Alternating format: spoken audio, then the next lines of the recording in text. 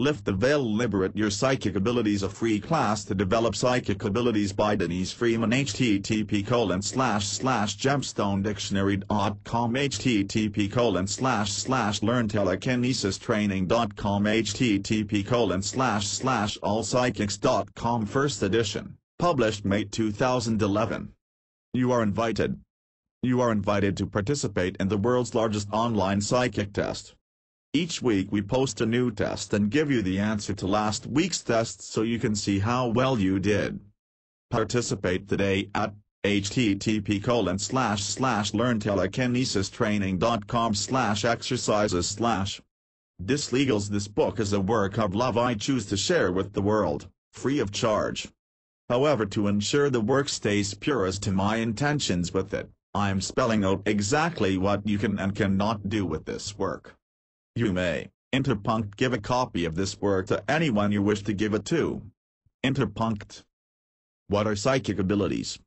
Before we can begin discussing how to develop your psychic abilities, we need to set a good working definition of what psychic abilities are. Sadly, the answer to that question tends to depend on who you ask, because almost everyone has their own ideas about what they are. For our purposes, however, we need to make sure that everyone is on the same page, so let's delve a little deeper into its meaning. There are those that will say psychic abilities are nothing more than a theatrical performance, put on as entertainment for those that attend. Others see them as nothing more than fiction from the minds of some of the great fiction authors. These two groups of people probably have not taken the time to actually study the field, as there is simply too much evidence that supports the existence of psychic abilities, to simply dismiss them as wishful thinking. Still others believe, as this author does, that psychic abilities are an as yet unperfected ability that is 100% natural to mankind and a gift from God. It is truly one of those situations where as you ask 100 different people to define psychic abilities and you will get 100 different answers. For the purposes of this book, we define psychic abilities as receiving information in a way that is beyond the normally accepted physical senses of seeing, feeling, touching and tasting.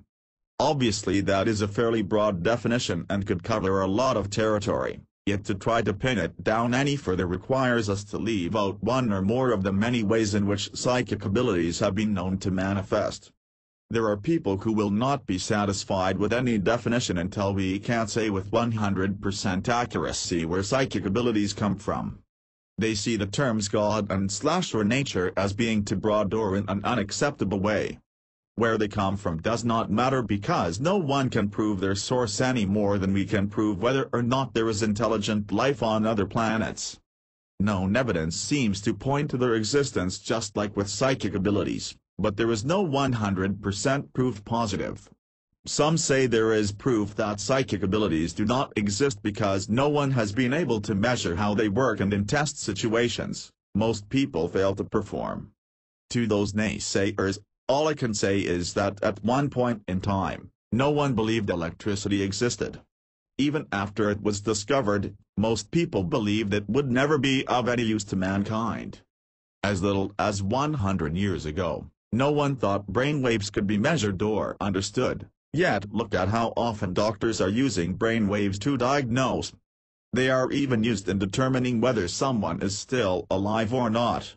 As for the lack of performance under test situations, this author believes that is more of a problem with a misunderstanding of what our current ability levels are able to produce. However, it could also be our maker does not think we, as in human beings, are ready for psychic abilities to be proven and accepted fully by society just yet.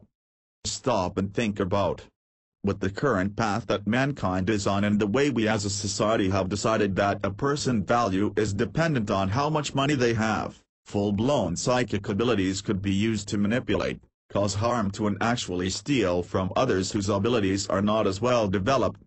Almost everyone I have personally dealt with has had one or more experiences that could only be defined as some sort of a psychic event. That means there has already been literally millions of psychic events happen in our world. Keep in mind also that psychic abilities are actually talked about in the Bible. There are instances of experiences being written about in ancient writing dating back thousands of years before the birth of Jesus. When you start comparing the instances in which people have had psychic experiences against the much smaller number of naysayers whose only proof is their inability to measure them, the possibility of these abilities actually existing is much greater than not existing. By reading this book, I am assuming you are at the very least curious as to whether or not you personally have psychic abilities. You may have had one or more experiences you simply cannot find a logical reason for. No matter why you came to this book, I urge you to read it with an open mind. Think about and practice the lessons that are included. Pay attention to what your heart says, and you may be one of the lucky ones to find your psychic abilities open and blossom forth like the flowers of spring. History of psychic abilities. Some of the first mentions of events that seem to be depicting a psychic event come from the writing of the ancient Sumerians from around 3000 BC. The actual language of the Sumerians has been lost in history, however their written language used pictographs, much like the ancient Egyptians, and it is through these glyphs that much is known about the history of mankind. In fact, the first knowledge of record of the planet X, also known as Liberate, which has recently been proven to exist thanks to the increase in the capabilities of our telescopes and satellites, comes from the ancient Sumerians about 5,000 years ago. Sumerian writings also tell of a great flood with the gathering together of all the animals of the world, long before the birth of Noah. Was this a psychic prediction of what was to come, or did the writers of the Bible take a previously recorded event and modernize it, for their time in history? We may never know the answer to that question. If the Sumerians were the only ancient culture to write of psychic events, we could perhaps pass it off as simply being works of fiction, or perhaps the writings of superstitious people who lacked enough intelligence to know the difference between psychic abilities and the blowing of the wind. But the abilities appear in the written histories of almost every civilization since the Sumerians. Ancient Greece, starting in about 570 BC, consulted the Oracle of Delphi, who was the priestess of the Temple of Apollo. Ancient writers who wrote of the oracle include Herodotus, Thucydides, Euripides, Sophocles, Plato, Aristotle, Pindar, Aeschylus, Xenophon, Diodorus, Diogenes, Strabo, Pausanias, Plutarch, Livy, Justin, Ovid, Lucan, Julian and Clement of Alexandria. Astrology, which some believe is a form of psychic ability, is found in many ancient histories including the Babylonian, Classical Greece, Egyptian, Hindu and Mayan civilizations. The Mongol raiders, including Genghis Khan from around 100 AD, consulted with psychics before battle. One of the best-known psychics of all time, Nostradamus, lived from 1503, 1566 AD. It was about this same timeline that Pope Innocent II authorized torture during the Inquisition, and this resulted in the deaths of thousands of people around the world, mostly women, who were accused of witchcraft, yet in many cases, their crime was actually nothing more than having used a psychic sense or herbs for healing. Our history is filled with cases where psychic abilities were used for both good and evil.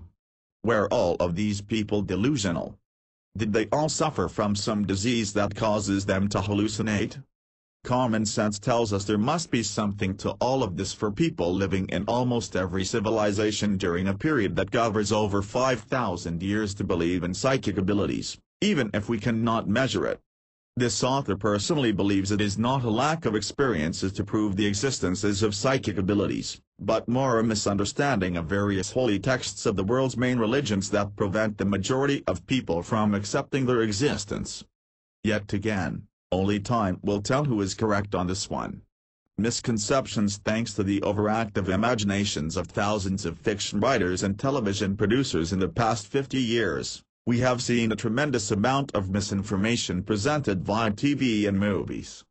Sadly, people tend to believe most anything they see, and the line between reality and entertainment is often so blurred as to be almost indiscernible. Movies such as Carrie, about a telekinetic teenager whose powers turned deadly after she was humiliated by her schoolmates, and Rose Red, about a house that contained spirits that killed the majority of the college group who took an autistic and psychic young girl there to spend a few nights doing research, have caused many people to literally be afraid of anything that even resembles psychic abilities. To date, I have no knowledge of anyone using psychic abilities as Carrie or Rose Red did. However, knowing the way human beings think about power, I could easily see the possibility of someone doing these things if they had tremendous psychic powers. Other fictional works, including The Dead Zone, about a man awakened from a coma after 5 years only to find he now had the ability to read what has and will happen to a person simply by touching them, and Medium, about a woman who helps crack criminal cases for the district attorney's office, has led many to believe that before anyone can claim they have psychic abilities, they must be full-blown abilities that are 100% right, 100% of the time. In almost every field of work, there are people that can do a job and there are people that are great at a job. There are athletes that will never win the major trophies. There are writers that will never see their work published. There are actors that will never receive an Academy Award or an Oscar, and there are doctors that can treat aches, pains and fevers but will never save a life in a tedious surgery. Yet we give these people their due and allow them to be defined by their jobs. Why would it not be the same for someone with psychic abilities? Can there not be truly great psychics and ordinary everyday psychics? I strongly urge you to not allow the doubts of the naysayers to affect you, and do not be disappointed if you do not become one of the world's top psychics. At the same time, however, do not throw away the good that can come from being just a regular person with psychic powers. To do so only makes your life less than it can be, and you miss sharing a gift that you were meant to share. Develop your psychic abilities. Introduction. Before we get started, I want to make a few things perfectly clear. No matter how much I wish I could simply wave my hand and you would suddenly have full-blown psychic powers, it just simply is not going to happen that way. You may be one of the lucky ones, whose abilities simply springs open, but chances are, you will be like the majority of people and have some ability, but not great ones. Also, please do not think that you will finish reading this book and immediately have your abilities at their strongest. Some people will see some result almost immediately. Some people will not see results until they have practices for many weeks or months.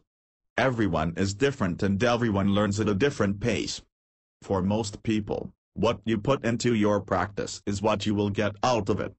In other words, if you practice once and never practice again, you probably won't get any abilities.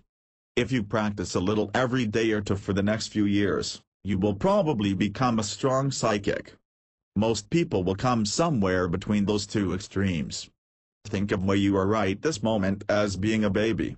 New babies cannot walk, talk, control their bowels, feed themselves or any of the things adults can do. But inside them is the potential for greatness. When a baby is first born, no one knows who that baby will become. He may become a history-making famous person who ends up being the best there has ever been at their chosen career. He may be just another average Joe who lives his life, gets a job, has a family and spends his entire life without ever being on television, writing a best-selling novel or performing with the next greatest rock band. What that baby ends up becoming in many ways depends on how much effort is put into learning.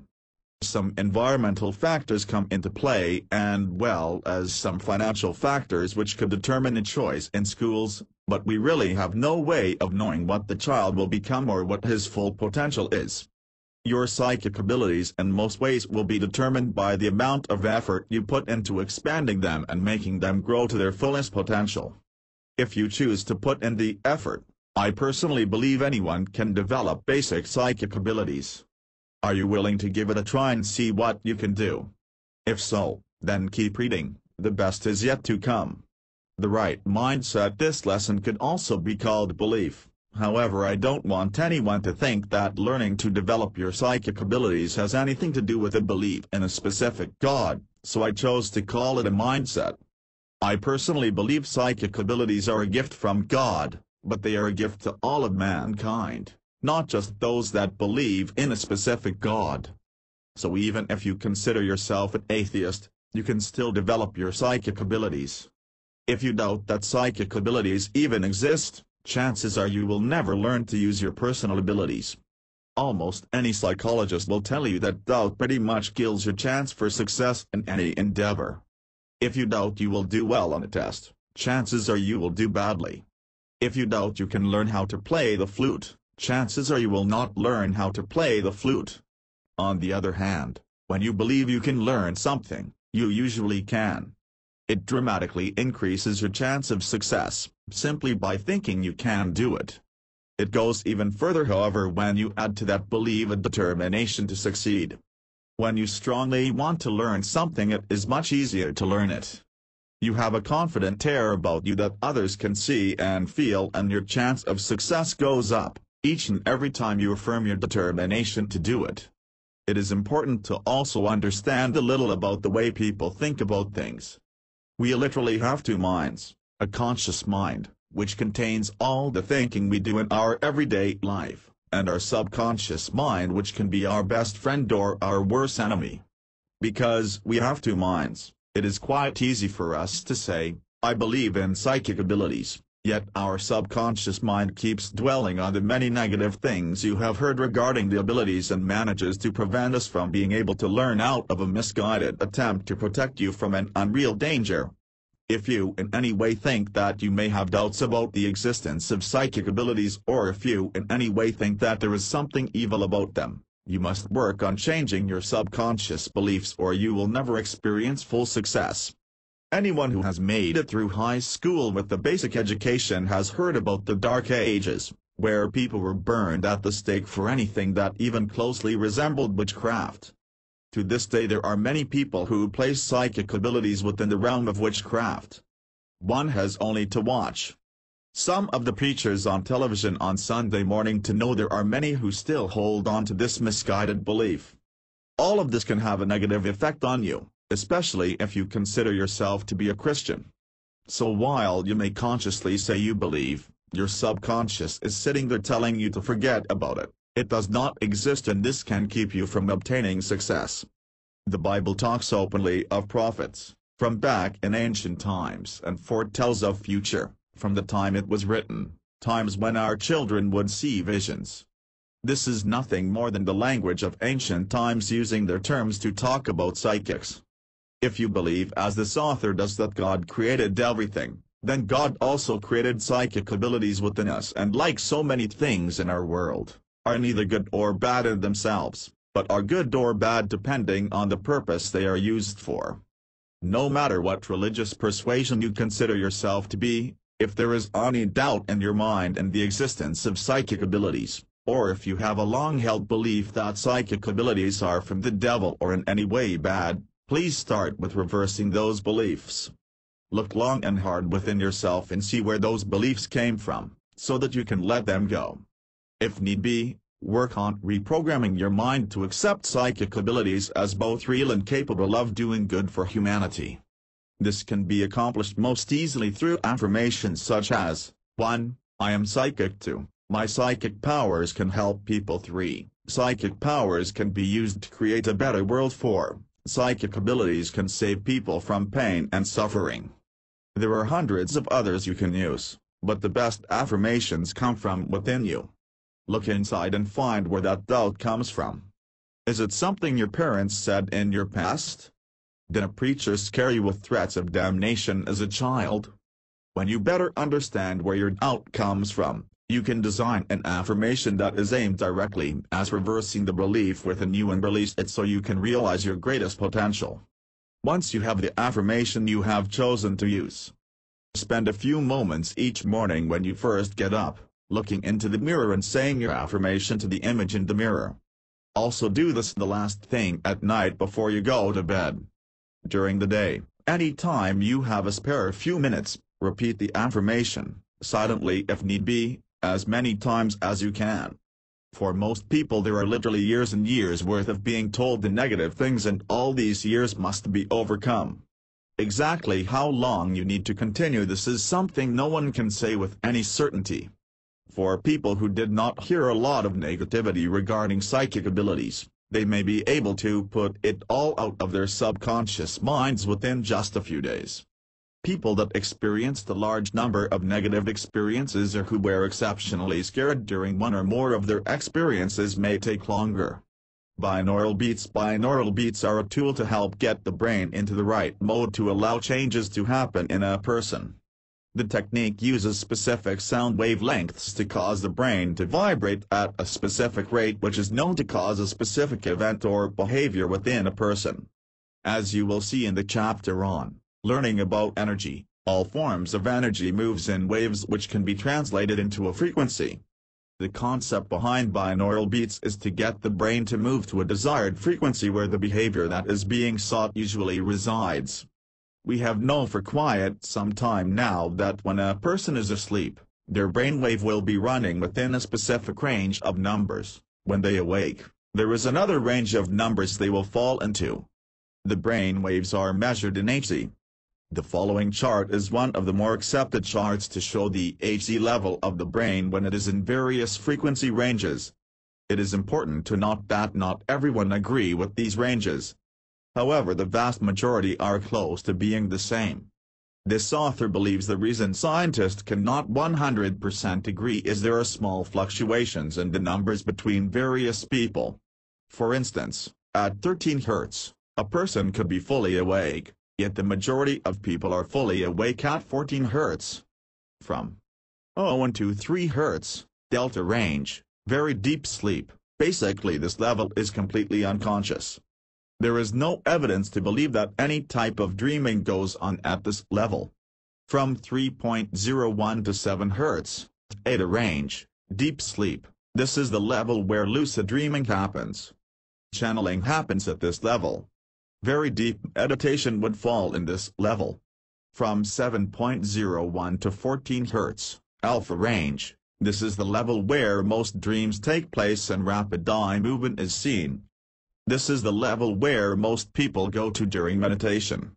Psychic visions can easily happen here. Light meditation would fall in this category. From 14.01 to 21 Hz, beta level, fully awake, capable of using your brain for all your normal tasks. It is important to note that all psychic visions do not happen at the alpha range. Many people will have vision while fully awakened in the beta range. However, if you are trying to induce a psychic vision, the alpha range is a good place to aim for as it will increase the chances of having a vision. This chart only lists the very basic levels that science has accepted as the levels our brainwaves are in during various stages of sleep or awareness. For years now, a growing number of homegrown scientists have been experimenting with the binaural beats technique. By measuring the brainwave activity while a person is performing a specific task, they have a pretty good basic map of which brainwave frequencies create specific types of behavior. The reverse also happens in that once someone pinpoints what they believe to be a specific frequency to cause a specific behavior, others will experiment using that frequency and attempt to recreate the behavior. Problems arose early in the experiments in that listening to a frequency that is within the normal sleep range, the subject would fall asleep. Then someone realized that by playing two different frequencies, one in each ear, the brain responded to the difference between the two frequencies. For instance, if you wanted to have the brain respond to a frequency of 3, you would play a frequency of 21.5 in one ear and 24.5 in the other. By keeping the carrier frequency above beta level, the person could remain awake much longer than someone who was hearing a pure delta level 3. Yet their brain would be responding and experiencing things that normally happen in the delta range, except they are awake. It is important to note that most people cannot remain awake for a long period once their brain reaches that level, but most can remain awake longer than they can with the pure delta level tone. One additional drawback with binaural beats is that you must listen to them with stereo headphones to get the effect. It is imperative that the two tones be played in separate ears. If listening through speakers, the tones are mixing in the air prior to reaching the air, so the brain hears only the combined tone and does not change its frequency to the desired level. As experimenting continued over the years, people started moving outside the normally accepted level and tried levels as high as kilohertz and petahertz. When dealing with these levels that are outside the normal range of a human's ability to hear, there has not been nearly as much experimentation, and accordingly, there is a huge amount of disagreement on their effects. This really is not a problem for the average person, however, because most people simply do not have the right equipment to be able to produce sound waves of that frequency, and there are plenty of ranges well within our current capabilities to keep most people happy for many years to come. Anyone wanting to experiment with making their own binaural beats can, with a little research, find all the software and frequency charts they need on the internet. The learning curve for basic operations of the software can be accomplished in a relatively short period of time. For those that don't want to fool with it, there are plenty of choices available for purchase on the internet. You can find binaural beats backed with music, positive affirmations and other combinations. You will also find a growing number of recordings offering what is known as isochronic tones or recordings. Isochronic tones are very similar to binaural beats, except it is not mandatory to use stereo headphones to listen to them. Once you are working with tones above the level where our brains are wide awake, it is not necessary to trick the brain into staying awake by vibrating at a rate that is normal during sleep. I personally have not done as much experimentation with isochronic tones and cannot attest to their effectiveness, but I will be experimenting more in the future. If you are interested in either types of tones, subliminal or self-hypnosis recordings, I have purchased from the companies listed in the resources section and found them to be reputable and have a quality product. Concentration. How strong are your concentration abilities? How long can you maintain your concentration on a single thought or item? When I ask that question, most people think they are able to maintain concentration for a long amount of time. I have had people say they can concentrate on a single item for well over an hour, but most will say at least 10 to 15 minutes. We devised a test where we gave test subjects a photo of a simple item, such as a round, red ball or a yellow star, and asked them to focus their attention on the object, allowing no other thoughts to come into their minds. Most test subjects were not able to maintain their thoughts for 15 seconds without allowing their minds to wander. The reason for the discrepancy is that most people equate concentration with simply thinking on a subject. For instance, in writing a book, the author will often stop and spend some time thinking through a train of thought. This may require them to do a little research to check out some facts, or they may simply need to get an outline of it all written down so they can work on it. This is not the type of concentration I'm speaking of. In fact, this is more of studying a topic rather than just pure concentration. I'm speaking of pure concentration. The ability to maintain a single thought for a period of time, without allowing your mind to wander off onto another topic or allowing other thoughts to enter your mind. It really is not an easy thing to do, and most people will rarely reach the point of maintaining that level of concentration for more than 1 minute without a lot of training and practice. The longer you can maintain that level of concentration, however, the better it is for your psychic abilities for many reasons. One reason is many times you will be doing something completely mundane, such as watching television or surfing the net, when suddenly it feels as if a weight drops on you. You may see a vision or hear words or sounds, or you may simply suddenly know something. But how correct you are will often depend on how quickly you can go from doing what you were doing, to being in complete and total concentration on the event. In the case of telepathy, when someone is sending you an unexpected signal, you may need that level of concentration to be able to receive, interpret and in some cases, track that signal back to its source. The following are exercises you can do to help you increase your level of concentration. You can do all of the exercises or just a few. You can do them in any order you like and / or leave out the ones you don't like. The big thing is to make sure you practice some every day. If you are truly serious about developing your psychic abilities to their fullest, you will find a few minutes every day for many years to come to practice. You see, as you get older, your ability to concentrate gets weaker. so it almost requires lifelong practice to reach your fullest potential and keep it at a high level. Thankfully, however, once you have reached about as far as you can go, it only takes a minute or two each day to keep your skill honed sharp. Meditation. One of the easiest ways to increase your ability to concentrate is through meditation, because the hardest part of concentration is keeping stray thoughts from entering your mind. Meditation allows you to learn ways to gently move those stray thoughts away, yet is easier to accomplish because you are working on a train of thought versus one single thought. Read over the following meditations a few times, then close your eyes and relax while you work through one of them. If you like, you can record the meditation in your own voice, then lay back, close your eye and follow the instructions in the recording. Relaxation meditation. This meditation is designed to remove stress from your body and mind. It is very good at what it was designed for, and you may have to work on staying awake long enough to get through it. If you have problems going to sleep during this meditation, make sure you are comfortable, but sitting up before you begin. If that doesn't prevent you from falling asleep, you will have to split your focus between the meditation and staying awake. Beginning of meditation. Close your eyes and take a long, slow, deep breath in. Hold it for a few seconds, and then slowly release the breath. As you exhale, feel all the tension in your body leaving with the air as it is expelled from your body. Inhale again, slowly and deeply, and then hold it for a few seconds, before gently releasing the breath and feeling tension leaving your body. Inhale once more, slowly and deeply, filling your lungs completely. Hold it for a few seconds, and then gently release it, feeling the tension leaving your body. Breathe normally now. You are safe and secure and at peace.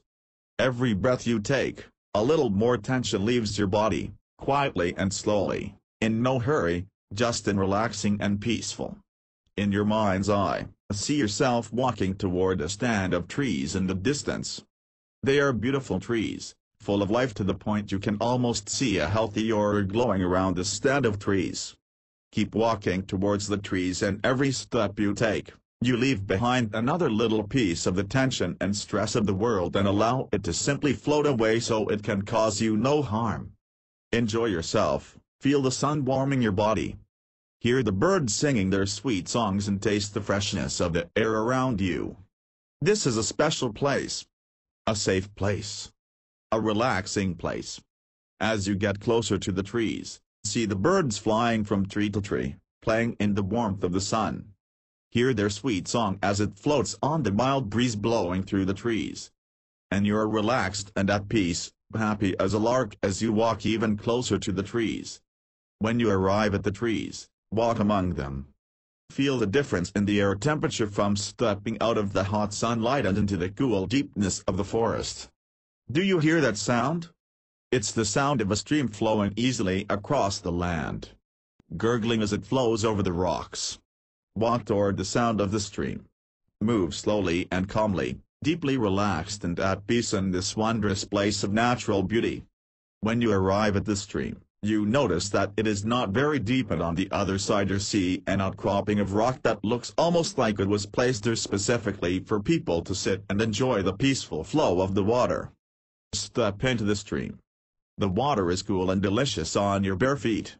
Now walk across to the outcropping and sit on the edge, allowing your feet to dangle in the water. Sit for a few moments simply looking deeply into the water in front of you, watching it slowly gurgle by. After a few moments, you notice a pale blue light within the water. It seems almost like a cloud that has managed to become with the water. This cloud slowly moves toward you and a feeling of wondrous peace washes over you. The cloud touches your feet and slowly starts to rise out of the water, moving up your legs, to your hips, then your tummy, all the while filling you with complete and total relaxation and peace. Allow the cloud to move upward, through your chest, down your arms, all the way to your fingers and up through your head. It feels so wonderful you decide to simply lay back and relax, with your feet still dangling in the water. After a while, You turn your head to face downstream and you see a line of little black pebbles floating from your feet and flowing downstream with the water, and you realize that the black pebbles are all the tension and pain and negativity that has been tied up in your body for so long. Just allow it to continue for a while as you grow more peaceful. All the tension is leaving your body. All the pent-up frustrations of everyday life is being washed away. Enjoy it. Lay there for a while and just relax, and when you feel like you are 100% at peace and you are ready, sit up slowly, allowing yourself to simply enjoy the way you feel. When you are ready, slowly stand up and begin to walk back across the stream and back up to the trees, going back the way you came. Walk through the trees in a completely relaxed state, enjoying every step, being thankful for the peace, quiet, happiness and love you are experiencing. Walk all the way through the trees and back into the sunlight and slowly make your way back home, taking the peace and relaxation with you. When you are ready, you can open your eyes and return to the world around you. Rhythmic breathing meditation. This is a simple meditation that can be used to distress your body when you only have a few minutes to work in, or it can be done for longer periods of time when you have more. At the end of this meditation there will be some variations you can use to allow this to help other things in your life. Start of meditation, sit quietly, with your back as straight as possible and breath in slowly to a count of 4, hold it for a count of 4, then release to a count of 4 and hold no breath to a count of 4. Then repeat as many times as you have time for. Your goal here is to keep the 4 counts rhythmic so that each count of 4 takes the same amount of time. Concentrate just on the breath, on getting the timing of each breath correct. If you have a hard time working with a count of 4, it is fine to change to a count of 3 or even 2 if it works better for you. Just don't breath too fast or you could hyperventilate. If stray thoughts start to enter your mind, gently push them to the side, allowing them to float away. Variations. Once you master this breathing technique, you can add a form of chanting to it.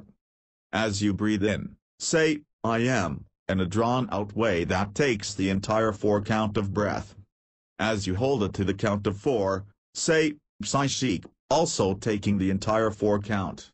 Repeat as you breath out so it becomes a rhythmic, I am psychic, along with the rhythm of your breath. If you are having problems with any other aspect of your life, you can adapt the chant as needed. For instance, a person having health problems may say, I am healthy, or a person working on strengthening their body could say, I am strong. Almost any positive affirmation can be said during the breathing exercise to give it more strength. When designing a positive affirmation, the main rule to follow is to word it as if what you want to happen is a reality. Don't say, I am getting healthy, because that implies you are not already healthy and your subconscious mind gives you what you are thinking about. You could literally end up sick. Always stick to the I'm_ format and you will be fine. Apple meditation. This is a simple meditation that, if done correctly, will leave you with your mouth watering, wanting an apple. Of course, if you don't like apples, your mouth may not water, so if this is the case, feel free to substitute a different type of fruit, one that you really like. Find a place where you can sit comfortably for at least 5 to 15 minutes.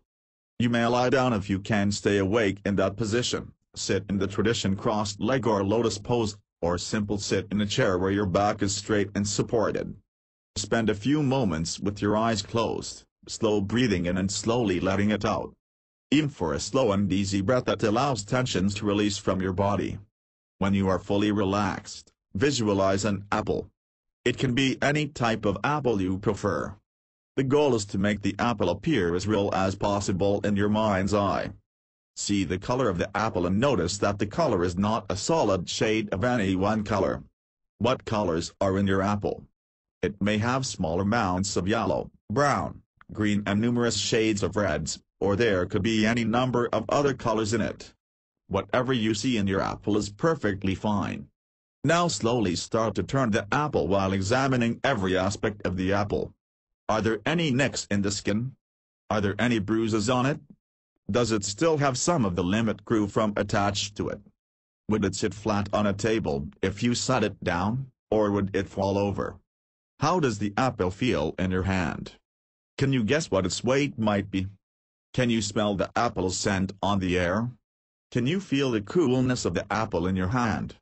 Spend a while continuing to notice everything about the apple. Make it as real of a vision as possible. When you are ready, set the apple down and back away from it. Raise your eyes and you can see the room you are in is only a few steps in front of you. Walk towards the room, and when you step into it, slowly open your eyes and begin to move and stretch your body as you become fully awake. Negativity drain meditation. I prefer to do this meditation outdoors on a nice warm afternoon, but if you live in an apartment or the weather is too cold, feel free to lie down on the floor in any convenient place where you will not be bothered for a while. Get your body into a comfortable position. Put a pillow under your head if need be. You can also add one in the curve of your back if you have back problems. Just make sure you are completely comfortable and can stay in that position for 5 to 15 minutes. Now tighten every muscle in your body. Your arms, legs, fingers and toes should be tightened. Your neck, face, chest, stomach and buttocks should be tightened. Take a moment and use your mind to move around your body, checking every muscle to see if it is tightened as much as possible. When you are 100% sure every muscle is tightened, suddenly allow every muscle to relax. Every muscle in your body should go from being tightened as much as possible to being as loose as possible, as quickly as possible, so you end up laying there without any muscle tension in your body. Now close your eyes and visualize a stream of pure white light coming from out in the center of the universe and entering into the top of your head. As the light streams into your body, notice that all the negativity in your mind and body starts to drain out of your body. Let it drain into the ground, or floor, and deep into the earth where it can be recycled into something better. Allow the light to slowly fill your entire body and watch all your problems, all your anger, all the tension, all your fears and anything that is not healthy for you, simply drain, drip by drip out of your body and into the earth. Once your body is complete full of the white light, you can stop the stream from entering your head and just allow the white light to remain inside of you for a few moments. Enjoy the peace it brings. When you are ready, allow the white light to start to drain out of your body, just like the negative energy did. Let it drain all the way into the earth so it can help the earth process the negativity that drained from you earlier. When you feel like all the white light is gone and you are ready, slowly get up and go on about your day. Note, it is important to drain the white light from your body in your visualization.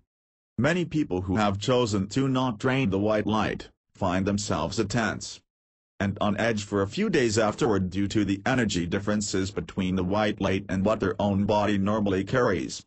Protection. Anytime you are working with psychic abilities, it is always best to keep some sort of protection up around you. In fact, these days with the world in such constant turmoil, it is actually a good idea to keep protection around you and your family on a regular basis, but that is another story for another book. Why do you need protection? When working with psychic abilities, you are opening yourself up to receiving energy from sources you are not familiar with. Energy in and of itself is neither good or bad, it is the intent behind the use of the energy that makes it positive or negative, good and bad, light or dark. There are people and entities that are not on a path of light and who actually seek out opportunities to harm others. The vast majority of the time, if you are receiving energy from a negative entity or person, it is because it is specifically aimed at you for some reason. In other words, you are under a psychic attack. It is possible, however, to accidentally pick up some of these negative energies. This is why you should do something to protect yourself before starting any psychic work. It is the energies being sent consciously at you that you want to protect yourself and your family from on a regular basis. Please do not think that you are safe because you do not deal with people that are negative like that. Many times, people are sending out negative energies without even realizing it. Anyone that has something another person may be jealous of, could be on the receiving end of a psychic attack, without the sender even realizing they are doing it. People often cannot let go of situations that made them angry and will put concentration on the negative subject, often going so far as seeing the person of their jealousy being harmed. While most of the people that do these things are not well versed in directing the energies they are sending out, always remember that the energies are being sent, even if they are not realizing they are doing it. If they are jealous of your job, home, car, children, spouse, money, jewelry or anything else you have that they may want, they can be psychically attacking you on a regular basis. How do you know if you are under attack? More often than not, you find yourself in the middle of a long stream of things going wrong. Multiple items will break down at the same time, you lose multiple things, everyone in your home gets sick, the dog disappears or suddenly starts going through the neighbor trash cans. You have a flat tire on your way to work. The babysitter catches the flu and can't watch your children, and you have a career-making appointment today. You forget your lunch, the milk is spoiled and on and on. We tend to see those times as nothing more than a string of bad luck, but you will find those types of things happen much less often if you make a regular practice of setting protection around yourself and your family. Protection can be as simple as a 3-minute daily meditation, or as elaborate as placing various types of talisman around the edges of your property. The biggest difference between the two is the meditation needs to be done as close to every day as possible. The talismans only need to be recharged once a year or so. Protection meditation begin by going through your normal procedure for relaxing and getting ready to meditate. When you are ready, visualize a stream of brilliant white light coming from the universe and entering into the top of your head. As the light enters your head, visualize it filling your head. See your head start to glow from within as the light continues to fill it. When your head is full of light, visualize the light moving further down within your body and allow it to fill your entire body. In your mind's eye, see your body glowing from within. Feel the warmth of the light as it glows within you. Continue to allow the light to fill every single inch of your body. Once your body is completely full of the white light, see the light starting to extend beyond the edges of your body and glow around you. Feel its warmth on your skin. You may feel a slight tingling, almost like a small amount of electricity. Enjoy the feeling and watch as the light becomes stronger and stronger as more and more light enters into the top of your head. For personal protection, visualize the white light surrounding your entire body to about 5 to 6 feet around you in all directions. For family protection, you can visualize building your protection, then see an arm of light move from you to wherever your loved one is, and allow it to surround them in a ball of light such as yours.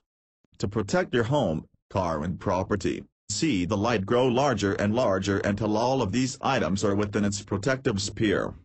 When you first start setting up a protective shield such as this, it may take a little longer to set up. After you have been doing it for a while, you can almost instantly see everything and everyone you want to protect, within the sphere of light. It will not take nearly as long to set up and strengthen the protection when you reach this point. Getting to the point of almost instant results should be your goal. If at any time you feel as if you are in an unsafe area, whether it is unsafe because of the risk of physical attack or from psychic attack, you can put up this shield of white light for protection. It will also protect you from any type of intentional or unintentional psychic attack that someone may throw your way. Doing this daily creates a shield that gets strong as time goes on. The shield never ceases to exist, though some of its energy dissipates and moves on for other uses. However, building it daily can result in an extremely strong shield. Learning about energy. When anyone mentions the word energy, most people automatically think about the greatest sources of energy we use in our everyday lives: electricity, oil in all its many forms, and natural gas. Energy is actually much more involved than those three types. Energy is the very backbone of our world and the universe around us.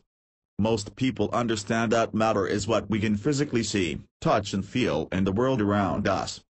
The chair we sit on, the clothes we wear, the food we eat and our own bodies, are all types of matter, and for the most part, when we think about matter we think of something as being solid and real in the world around us. However, everything in our world is actually comprised of energy in different wavelengths. For instance, if you take an atomic microscope and look at a piece of the desk you sit at, you will see that deep down inside, on the atomic level, the desk is not solid. You will see atoms moving about, almost like they are swimming. How is it possible that something that feels solid to us can have atoms moving within it? How can a desk hold up a computer if the very core of its being is effectively a liquid? It is because of the way energy moves and reacts to other types of energy. All energy moves in wavelengths. You have probably seen a TV show or movie in which there is an old-fashioned, huge, computer with a screen that has a wavy line running across it. That wave line is a representation of the wavelength of the sound or energy source they are measuring. Energy moves in waves and different types of energy moves in different wavelengths. A wavelength is a measurement that is effectively the distance between the top and bottom of the wave. When two items have a different wavelength, they cannot mesh together. In other words, one item will seem solid to the other, or they could both seem solid to each other. That is where our material world comes in. Your computer does not simply slide down into your desk because their energy wavelengths are different. Let's go on to the next step. Light and sound also have their energy signatures or wavelengths. Heat is an energy form. Literally everything within our world and our universe is a form of energy, and all these different energies react in different ways to each other. The next concept that is a little hard for people to understand is that energy never dies. It can change forms or transmute into a different form, but it does not die and simply go away as it appears to from our limited perspective. We can easily understand that when a plant dies, its limbs and leaves will eventually rot and become part of the earth itself. Part of the physical dirt and rock our plant is made of. But our minds then think of those limbs and leaves as having stopped existing, and this is not true. The energy of those limbs and leaves, transmuted into soil, the limbs and leaves are still there, but they have changed forms, and it is the same for everything in our world and in our universe. Have you ever heard the saying, each one of us has a little bit of stardust inside us? This is where that saying comes from. Everything that has ever been, still exists. It simply changed forms. It may now be something we cannot see because our normal senses are limited in what they can deal with, but that does not change the fact that it still exists. Think about what this means. The words we speak are comprised of sounds, which are another form of energy. So every word that has ever been spoken still exists. It may be in a different form that is completely unrecognizable to us, but it still exists. Our thoughts are also energy. Every thought that any person or creature on this earth or anywhere within the entire universe has had, still exists. Nothing has ceased to exist since the beginning of time. This is a major concept to grasp hold of, so if you have any doubts about its accuracy, study a few physics books and you will see what I am saying is proven through scientifically verifiable testing. As a person moves through their daily life, they leave an energy signature. Their thoughts leave an energy signature. Their words leave an energy signature. As a psychic, you are picking up and reading those energy signatures. We call these energy signatures fine energy.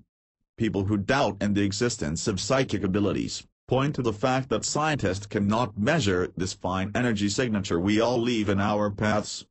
In their minds, if it cannot be measured, it does not exist, yet science proves that line of thinking is not correct. We know that earthquakes cause disturbances in the area in which they are going to happen, long before the earthquake starts. Animals can often sense this and will become nervous. Those that are not penned up have been known to leave the area a few hours before an earthquake hits. Yet science cannot measure that energy that they are sensing. It stands to reason then that if there is one type of energy that scientists cannot measure, chances are there are more than one type of energy they cannot measure. As a psychic, you are picking up on these fine energy signatures and reading, understanding what they mean. How you personally read the fine energies is something that is special to you personally. By this I mean some people will feel the energies, Some see them, some hear them, and some simply know what they mean. Take this even further. Of the people that feel the energies, different people will feel them in different locations on their body. Some will feel it in their heads.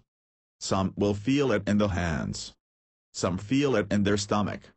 Literally any part of your body can be your receiving point. As if that was not complicated enough, for many people it is through the use of two or more senses reacting together that they receive and understand information.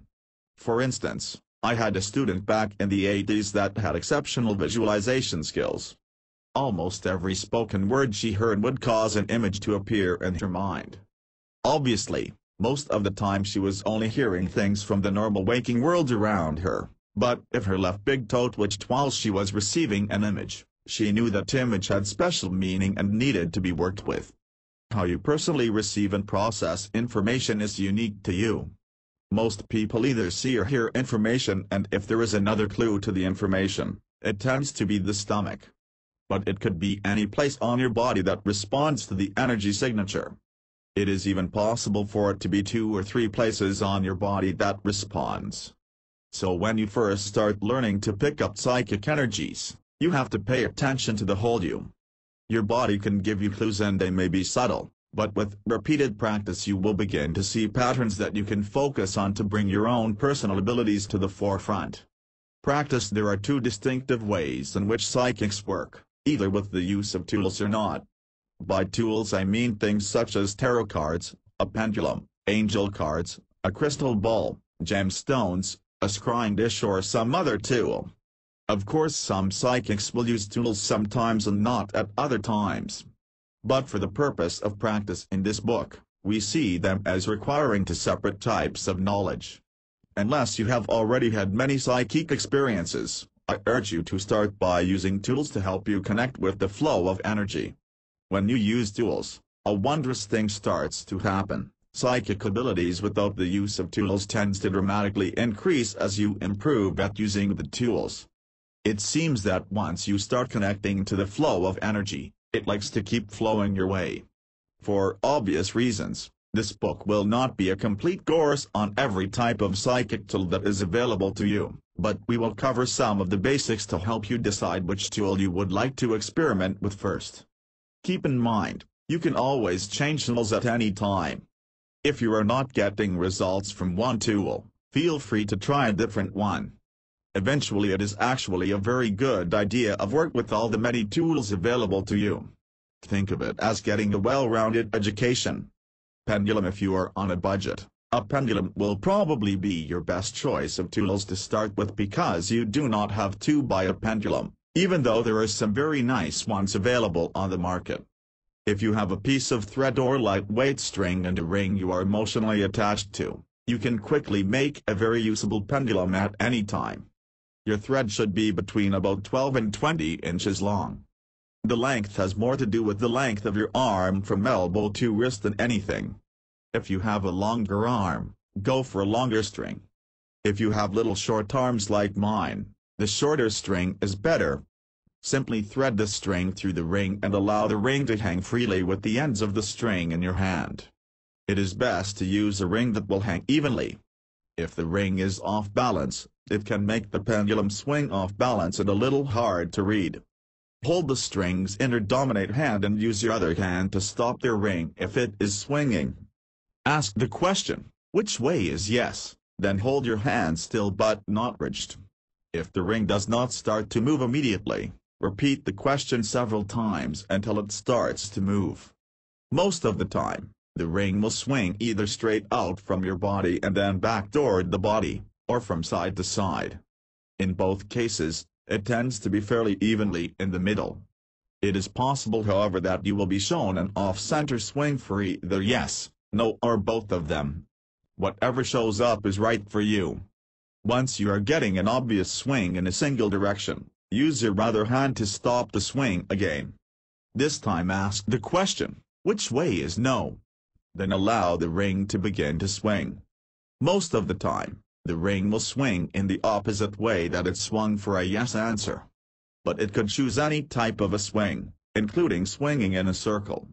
as long as it does not swing in the exact same direction as the yes answer, except the swing as being what you will get every time your question is answered with a no response. The main limitation of using a pendulum is that you can basically get only yes and no answers without getting into some detailed and highly subjective use of charts and graphs which are well beyond a beginner's level. For now, stick to yes and no questions. With a little thought you can ask a series of questions that will get you an answer by using nothing more than yes and no questions. For instance, suppose a person wanted to know the name of the man she would be marrying at some future point in her life. She could start by asking, will I ever get married? If the answer is yes, she could proceed to ask, will his name start with an A, then B, C, etc., etc. Once the first letter is found, she could then ask about some of the common names that start with that letter, such as Mike, Mark, Mitch, etc. if the first letter is an M. It can take a little effort to get to this point, but keep in mind at this point, you need all the practice you can get, and this gives you plenty of practice to make your efforts stronger in the future. Pendulums have been used for thousands of years to find the answers to questions we have in our lives, and there is virtually an unlimited number of questions you may want to ask. They can even help you find a lost object, such as your car keys. If you have misplaced your keys, stand in the middle of the room with your pendulum. Face an outer wall of your home and ask, are my keys somewhere in front of me? If the answer is no, change direction and ask again. Keep in mind while wording your question, the keys could be in front of your butt in a different room. You can always ask, are my keys in this room and somewhere in front of me? Just move through your house from room to room, facing each of the directions until you get the yes answer that the keys are in front of you. You should then be able to concentrate on that area and find them. If you find you enjoy working with the pendulum, you might consider taking a class on the subject that goes into much greater detail than this ebook will allow. Scrying mirror. A scrying mirror is probably the next least expensive method to be involved with. All you need to make a mirror is a clear glass plate or an inexpensive frame with a glass in it and some black acrylic paint. On many occasions, I have found a plain, clear solid plate at my local Dollar Tree store that works perfectly. I have also found a lot of nice frames, especially older ones, at my local Goodwill store. You can get a bottle of plain black acrylic paint at Walmart, Michael's, Hobby Lobby, or any other craft store. The small bottles that cost about $1 each work perfectly fine. Place some old newspaper on the table and turn your plate upside down on top of them. Using any old brush, paint the entire backside of the plate black. Allow it to dry and put a second coat on. After the second coat has dried completely, turn your plate over and look into it, trying to see the paint on the backside to see if you missed any small places. If so, repaint them and allow it to dry again. Scrying is best done at night, by the light of the full moon. But at other times of the month when the moon is not full, if you live somewhere that is not safe to be outside at night, or if it happens to be cloudy or bad weather, you can use a small candle in a dark room. If you use a candle, make sure to use it safely. Ensure it is sitting on a sturdy table and that it will not be knocked over. Also remove any flammable materials that could accidentally get caught in the flame. Align the plate in the middle between you and the candle. Adjust the items so the candle does not reflect directly off the glass surface, but light illuminates the plate. Get yourself into a comfortable position and allow your eyes to fall upon the surface of the plate. Don't stare at the plate because that causes your body to start to tense up. Simply look at the plate and allow your vision to relax. If after several attempts to scry looking at the mirror, try look just beyond it. Some people get better results this way. It took me 4 tries of over 30 minutes each time before I saw my first image. I had a tendency of tightening up trying to force the vision to come. What you want to do is allow it to come. Stay relaxed but somewhat mentally focused on the plate so you will know what an image is when you see it. Your eyes may go somewhat unfocused. That is perfectly fine and precedes a vision for many people. Simply allow it to happen as you continue to pay attention to any images you may be seeing. Many people see what appears to be a cloudy or smoky image appearing in the mirror. It is usually reported as being gray in color, but I have had people report they saw a specific color cloud. For some people, this cloud moves away leaving an image or movie, while other people see the cloud transform into an image. Whatever happens for you is right for you. There is no 100% perfect way for everyone. These images are exactly what you want to have happen. The images are giving you clues into the information you are receiving. What the images mean is based on symbolism most of the time, though there are people who will see a virtual movie of what is going to happen or a still picture of the exact moment of a past, present or future event. If you are scrying for an answer for yourself, when you see an image, see if that image has any meaning for you. If you see a pink rose in the mirror and your deceased mother was known for her pink roses, it's a pretty good bet you are getting an acknowledgement about your mother. It may mean she wishes to have contact with you. If you are scrying for someone else, ask them if the image you saw has any meaning for them. It could be pointing to the place in their life where they will find the answers they are seeking. If the image seems to have no meaning behind it that you can easily recognize, look at the symbology behind the image. Try Google for help with the symbols by entering meaning of underscore as the search term. Most of the time, this returns a wide variety of meanings, based on different cultures from different time periods. It could very well be something from a past life that is coming to the forefront. My heritage in this life is mainly English, Irish and German, but there is a tiny bit of Native American in the mix. Yet I often see symbolism that is obviously Native American. I know I had a prior life on the Great Plains sometime before white man came to America, so this is probably my connection to the symbolism. If you know your connection to a prior culture, this is a good place to start to find out what the symbolism means. Psychometry is the ability to receive and interpret psychic energies by touching an object or seeing a photo of a person. I am sure you have seen movies or TV shows where they show someone touching an object and suddenly they are transported, in their minds, to various people and places the owner of the object had been. It rarely happens that way, but they are using psychometry. The best way to learn to use psychometry is to have a friend to work with. Each of you should find an object that belongs to someone the other person does not know, or barely knows, and then swap your objects. This way, you can both have an object to read, but also have someone with knowledge of the person who can verify whether your feelings are correct or not. The process is actually quite simple in that you simply hold an object, or look at a photo of a person and allow your mind and body to relax, as you see images within your mind's eye. Look for images that leave you with a feeling that there is meaning behind them, and if you do not understand what the images are telling you, simply try to follow the image. I will often visualize myself stepping into the image and looking around. This often leads to some very detailed responses I can give a client. Of course, you will want to go through a relaxation process prior to attempting to read an object, but this is a given on any type of psychic work. For some people, psychometry is a great way to start their psychic training. It allows you to take your time in allowing the images to appear, yet does not require a long period of learning such as tarot cards.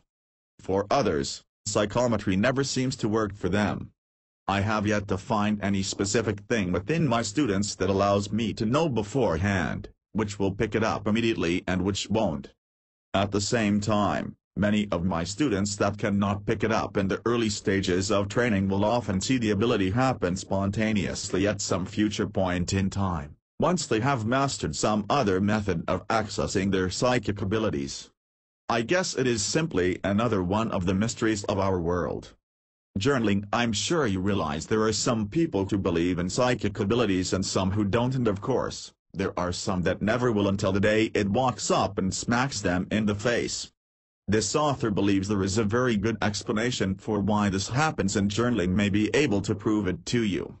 Let's start with how to journal. It is really quite simple. Get a notebook of any type you feel comfortable with, or if you are like me and seem to be attached at the hip to your computer, set up a word processing document specifically for journaling. Each day, make an entry in your journal that contains the following. Interpunct, interpunct, interpunct, interpunct, interpunct, the date, the weather including temperature, phase of the moon, how you are feeling, any thought, ideas, visions, etc., etc. that you believe might have a psychic air about them, even if you do not understand what it is. What this author believes happens is that just like different people sense psychic input in various ways, different people are also their best with psychic abilities in different conditions. For instance, my abilities seem to kick into high gear if there is a storm brewing, or if I'm somewhere that is fairly windy. I have known other people that had almost no results in their attempts except on the night of the full moon. I have also known women whose abilities go away when they are on their time and others whose abilities kick into overdrive at that time. One of the points of journaling is to find what conditions are best for you personally. If you track daily all of the above conditions, even on days where you did not receive any type of impression, you can start to see trends that will give you a clue on when to schedule the majority of your practice. This does not mean you should only try on those specific types of days, because often once an ability starts to open, others will begin to emerge and different abilities can be at their best during different conditions. However, if you are limited in time to practice, it only makes sense to practice when you are the most apt to get results. There is a second aspect of this also. There are times when we simply do not understand what the specific impression actually means. I went through over a week of having the same dream over and over when my son was small. My entire, huge, family was in a car going on a trip through the woods for a picnic. We found a spot next to a culvert at a drainage ditch and everyone was sitting in the car eating when suddenly the water rose up out of the ditch, picked the car up with everyone in it and down into the culvert we went. Try as I might, I could not figure out what this one meant, but I knew because the dream kept repeating there was something I was supposed to learn for this dream. Without me knowing it, my son had stuck several of his Matchbox cars into the toilet and flushed. It did not flood then, but the next time I flushed, major problems. We worked for days trying to unstop it ourselves till we finally called a plumber who found all the cars. I never had the dream again. At times, you can receive impressions that simply don't make sense, yet they will have the air about them that you simply cannot let go of. By journaling these impressions, when something does happen, you can go back in your journal and compare the two instances. It is possible also that the impressions you are receiving are not meant for you but for someone else. It could even be meant for someone you do not know yet. By journaling them, you can actually show them when you had the impression, which can provide proof that your impression was actually psychic in nature and not just one of those things our brains latch onto occasionally. I have had several people who ended up in my journal on several occasions, and by seeing it in writing, long before the actual event took place, they came to realize that if I told them something, they needed to pay attention to what I was saying, and they became a believer in psychic abilities. Tarot card reading. Of all the various tools you can use to bring your psychic abilities out into the open, tarot cards are by far the most popular. Each year, there are several new decks which emerge on the market, and when you choose which deck you prefer to use, there are literally hundreds of decks to choose from. If you have never worked with tarot cards before, I strongly suggest as your first deck you purchase a Rider-Waite deck. A huge number of teachers use this deck with their students, and the vast majority of the material available to help you learn to read them is written from this deck. Tarot cards are images designed to tap into your subconscious mind and help you to connect with the universal flow of energy. The basics of what the symbols mean can be learned much like anything else, via memorization. However, a truly great card reader will go way beyond simply telling a client what the basic meanings of the cards are. They are capable of pulling bits and pieces of information from the cards and rolling it into a story that gives the client an exceptionally good idea of what to expect. If you think tarot cards may be a good choice for you to learn to tap into your psychic abilities, I strongly suggest you find a group to join that helps each other to learn. The exact methods you personally will use in your readings will evolve as you learn more and more about them, and you need to have people to work with that can help guide you in the right direction. Of course, there are many great books on the subject available for beginners. The one that is right for you will let you know when you have found the right one. Simply pay attention to how you feel in your mind and body while looking for a book and you will be fine. If you need a place to purchase your cards and or books, please check the resources section of this ebook for a list of businesses we have done business with in the past. Listening in too much of our world these days, life has become so hectic that we are subjected to a constant stream of noise. People speaking, cars honking, airplanes flying overhead, dogs barking, computer keys clicking, fan mowers blowing, the wind blowing, engine running, cell phones, heck, even the power lines over our heads give off a slight hum. If all the other noise around us would just quiet down so you could actually hear it. In order to maintain our sanity in our noisy world, we have learned to tune out the majority of the noises we hear and only pay attention when someone is speaking who we need to listen to. Anytime you start closing off your senses, you are shutting down pathways to the universal knowledge that we are all hooked to. How are you supposed to receive a message via clairaudience, clear hearing, if you have shut off your ability to hear everything except the person speaking to you? Plus, most people do not realize that we are capable of hearing with more than just our ears. It is possible to receive information via any part of our body, yet it presents to us via the ears. This is why many people hear things that no one else hears. The other person had not learned to listen to their body to hear answers. Luckily, this is an easy one to learn and can actually be very enjoyable, especially if you like the outdoors. Find a place you can sit outdoors and be undisturbed for 10 to 15 minutes. If you live where it is not safe to be outdoor, especially with your eyes closed, try to find an open window to sit next to. Take a few moments to relax your mind and body, allowing all of the day's tensions to float away, leaving you in perfect peace. Now simply listen. You may hear a ringing sound that can be either faint or very loud. This is common and in its worst form is called tinnitus, but it may also be the Earth's voice you are hearing. Remember our lesson on energy. The Earth is also composed of energy and it has its own energy signature.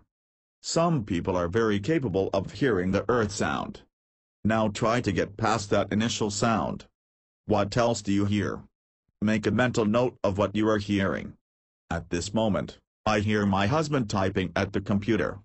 The attic fan is running, and since I am in my little office, it fairly well blocks out other sounds I can hear from the back deck. When I am on the deck, I heard birds singing, the wind blowing through the trees. Often there is the mating call of the frogs at the creek. There are often squirrels sitting in the tree fussing at one of my cats, and when it is extremely quiet, I can hear the water splashing its way down the creek at the end of our street. If I need to make a decision on something and I can't decide what to do based only on logic, I will sit on the back deck and ask the question to the wind, then sit back and simply listen. As I reach my senses out to all the various sounds around my home, the vast majority of the time it is only a few minutes before the answer to my question hits me. At times I hear it spoken almost as a voice in my ear. Other times, I see the answer so clearly in my mind's eye, and still other times a vision of the answer will appear before me. The point here is, if you do not take the time to stop and listen, you will probably miss so much information that is being given to you. There are times I think the reason life is so hectic is because those in power don't want us to take the time to stop and listen. They want to keep that little secret to themselves because it is a very powerful way of opening up your psychic abilities. Trust your intuition of all the various tips and techniques that have been mentioned in this ebook. The one piece of advice I give you that is more powerful than everything else combined is to trust your intuition. If you receive information and choose to not use it, you will slowly kill off the abilities you have worked so hard to develop. Trust and belief in our abilities is extremely important. It shows your inner self that you really do not trust your abilities, which is akin to saying you don't believe they exist. Your subconscious mind takes over and your abilities cease to exist. As you learn to trust your abilities, they become stronger and stronger, more capable of providing better, clearer answers to your questions. In some ways, it is like being an athlete. In the early stages you are nowhere near the best in your chosen field, but with practice, you can become one of the top players as you get better and better. Psychic abilities work the same way. In the early stages it can be hard for some people to accept they have abilities because they just don't work very well, but once you get that first vision or prediction under your belt, it gets easier and easier. Always believe in yourself and your abilities. Practice your abilities at every opportunity and trust the information you receive and you will be fine. Resources 1. For a wide assortment of tests and exercises you can use free of charge to help you develop your psychic abilities, please visit http://learntelekinesistraining.com/2. To take part in the world's largest online psychic test, please visit our website at http://learntelekinesistraining.com/exercises/3.